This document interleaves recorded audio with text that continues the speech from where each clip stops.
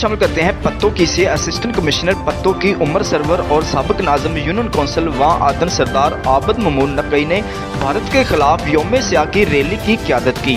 Rally میں school colleges کے اساتذہ کرام، وکلاء، صحافی اور مختلف محکموں کے افسران، سول سوسائٹی اور مختلف مکاتبہ فکر سے تعلق رکھنے والی شخصیات، طریقہ انصاف کے عہدیداران، کارکنان اور لوگوں کی بڑی تعداد نے شرکت کی۔ ریلی کے شرکا نے کشمیر بنے گا پاکستان واشگاف نعرے لگائے۔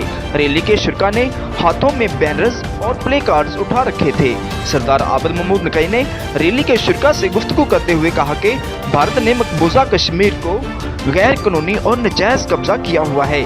پاکستانی قوم مقبوضہ کشمیر کے عوام کے ساتھ کھڑی ہے اور کھڑی رہے گی۔ ریلی کے اختتام پر کشمیریوں کی آزادی کے لیے خصوصی دعائیں کی گئی۔